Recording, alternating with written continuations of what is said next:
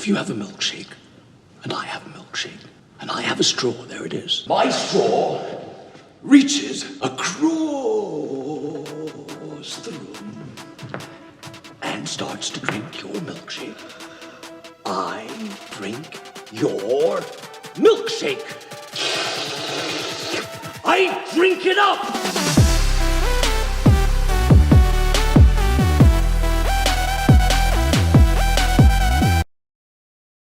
What's going on, everyone? Jeremy here from the Quartering, and Elon Musk, in his own words, by the way, his own words, is out for blood.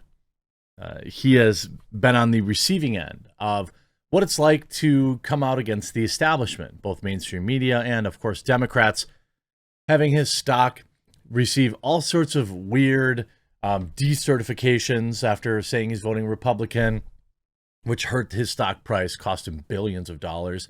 Having the full weight of the mainstream media pushing conveniently timed hit pieces that are nothing but hearsay about a friend of a friend of a friend of a friend said that he took out his little rocket and offered to buy a horse.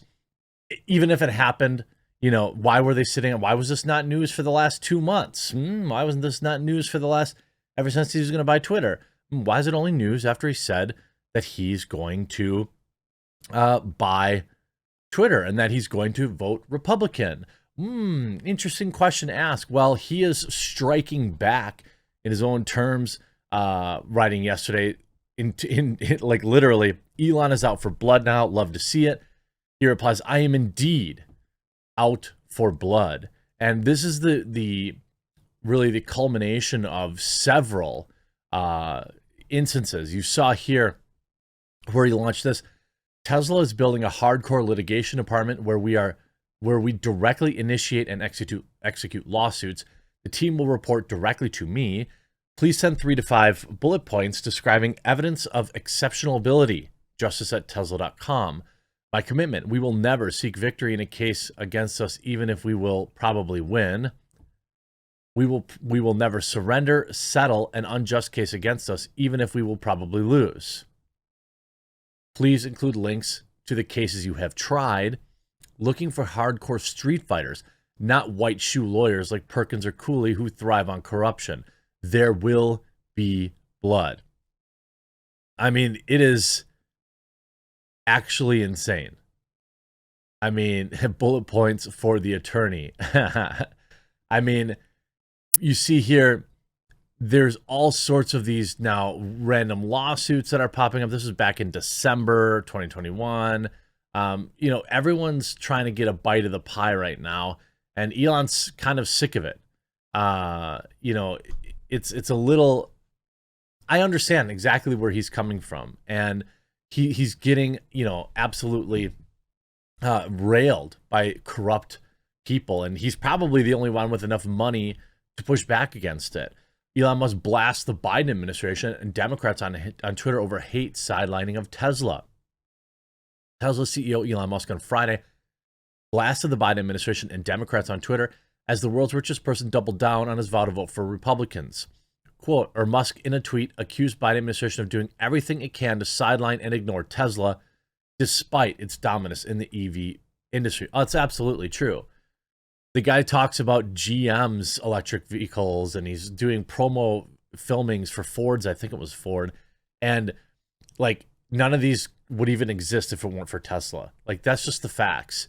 The only reason that domestic car makers care about EVs now is because Tesla proved that there's a huge market there for it. That's the only reason you're seeing it. Now, I think it's good that domestic car makers are focusing on them. And I do think, and I don't think that their products are awful. I think the Ford Lightning's a nice truck. And I think like after maybe 1 or 2 more iterations, it's going to be a nice vehicle. There are other domestic EVs. I think my doctor has, not an Audi. What's the other like old rich person car? Saab? I don't know. Something like that. It's a nice little crossover. Has a 220-mile range, nice little thing. So I think it's good that there's competition. Musk, who is making an increasingly fraught attempt to buy Twitter for $44 billion, suggested Thursday that Democrats would target him with a smear campaign after he announced that he would vote for a GOP candidate. In the past, he voted Democrat. We saw all this. Hours later, Thursday, Business Inquirer published a, quote, bombshell report detailing claims that Musk rocked out his little rocket and offered to buy a car for some chick who was so scarred by the whole situation, she continued to massage him for the remainder of the flight. Musk, of course, denies the woman's claims. Insider reports that they were detailed in a written declaration from a friend of hers, submitted to bolster a complaint the woman made to SpaceX's HR department. So you got an email from somebody claiming to be a friend of a friend of a friend, and you publish that as gospel truth. That's Business Insider.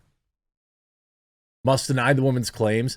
Insider reported that there were written detail, blah, blah, blah, but neither Musk nor SpaceX have denied Business Insider's report that the aerospace firm he founded and runs paid the woman $250,000 in severance in exchange for her silence as she complained. Now, I don't know. I mean, that's an awfully disingenuous way to put it. CNBC.com.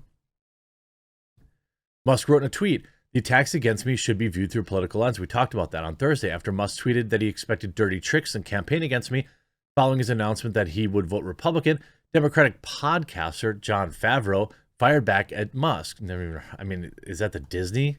I doubt it.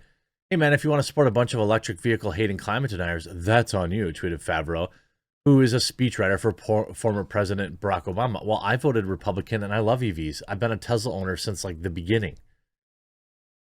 I was one of the first people with a Model 3, and I have a Cybertruck on order, and like my wife is upgrading to a Model S. So, and I've voted Republican for the past, well, at least the last two elections. I love them. I also don't deny that the environment is very important. This is one of the gaslighting tactics of like, now if you want to say Republicans TM, okay, maybe.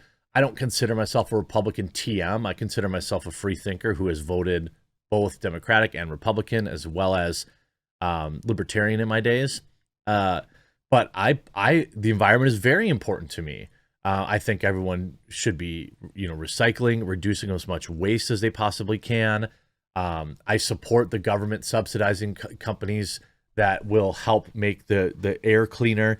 I support stiff financial penalties for companies that are pouring all sorts of terrible things into the environment. What a lot of people don't know is America is actually pretty clean in comparison. The countries where we buy our stuff, China, India, they're the ones pouring just insane amounts of pollution in the environment. But much cheap stuff. That's the trade-off, right? People don't want to pay $7 for a package of paper plates. People don't want to pay $9 for a dozen chicken wings. They want cheap stuff, and they don't want to acknowledge that the way you get cheap stuff is not having a bazillion regulations on companies. The way you get cheap stuff is you go to countries that are unregulated and you pay them very little money, and then they pour tons of pollution into the planet and they treat their workers like crap. You don't care about that because you don't see it, but it's the reality of it, all right? Not everyone. And the fact of the matter is, side rant, it's easy for a lot of people up there to say, oh, shop local, blah, blah, blah, blah, blah. Okay, look, I can. And I do, but it's expensive. It's more expensive than going to Walmart. It's more expensive than going to a big box store. And the plain facts of the matter is, the way that the economy's been set up, the way that we're in the situation right now with $5 gasoline, it's actually a financial impossibility for a lot of families to shop local. It's a financial impossibility for people to choose to spend $1 or $2 more for an item at the grocery store because they're organic, which, by the way, is a total farce. Source. My brother is a farmer, and he's shown me the process of the validation for free range and the validation for organic. It's a joke. But anyway, sorry about the side rant. It's just frustrating to me. You can't have both. You can't have clean this and that, and then all this stuff, and low prices. The two are diametrically opposed. Anyway, Republicans, not all people who vote for Republicans hate electric cars. Okay, that's also all I'm saying. Musk replied Friday, "Hi, John, you're a good dude, but obviously a diehard Democrat. So you have to support the party. But this administration has done everything it can to sideline and ignore Tesla, even though we have made twice as many EVs as the rest of the industry combined." And that's a hard fact. That's just the absolute facts of it. And you see Clean Technica. Will the White House exclude Tesla, the most American-made EV, from this EV event? And Elon writes, "Yes, that seems odd that Tesla wasn't invited."